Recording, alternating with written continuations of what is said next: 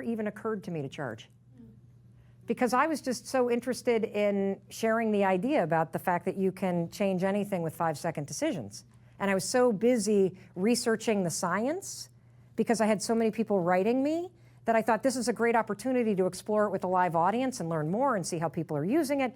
And so I had this experience, and you guys are going to love this. I think every one of you is going to relate to it. So I had, at the time, I just started with CNN, and Mandy and I had launched our first company, which was a little content aggregator. It was like a BuzzFeed for moms, which we've eventually sold. But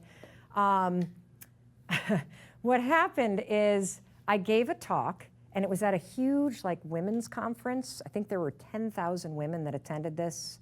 Was it in Pennsylvania? I don't remember, or Texas, somewhere like that. So there were these main speakers. So Hillary Clinton was a main speaker, and this incredible principal from Philadelphia was a main speaker, and the Nobel Prize winner was a main speaker in the big room with 10,000 people. And then I was one of the speakers, and I'll never forget this because I had the biggest breakout room of my life to date. It was 2,000 people.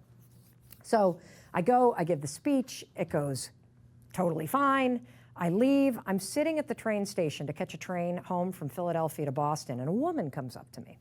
And she walks up to me and she goes, oh, you're MelRobbins, right? And I said, yeah. She said, I was in your session. She said, it was fantastic. And then she goes, I was a speaker too. I was on a panel in the morning. And she says, can I ask you a question? And I said, sure. And she says, did you get your check yet? And I said, check? You got paid for that? And she says, you didn't? And she said, oh, I'm sorry. And she starts backing up going, I just assumed because you were in the big room that, and it was this really interesting moment where I thought, first of all, you are such a frigging idiot, number one. Number two, it never even occurred to me. And then I started to look into the business, and I think a lot of you totally undervalue yourself, especially because it's art, especially because you're a creator, especially because it's deeply personal. You will not get what you don't ask for. You just won't. And so, a lot of what I'm also talking about comes from figuring out, how do I build a business then in something totally different? How do I price myself so that I'm not paid like a chick? How do I position myself so that I build the kind of trajectory that I want? And so everything is figure-outable.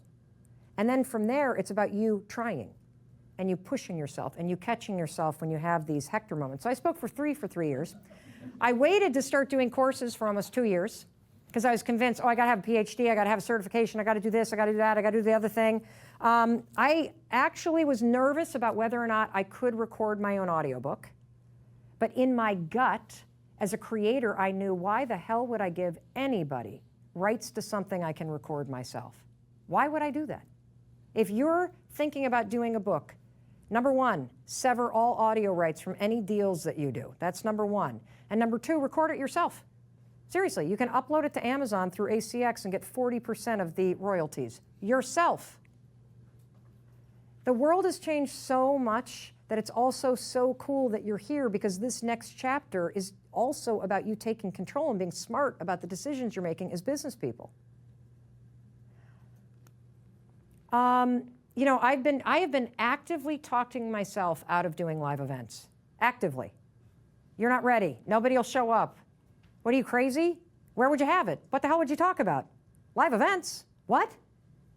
How many of you are talking yourself out of stuff right now? Yes, absolutely. That is how self-doubt impacts your life.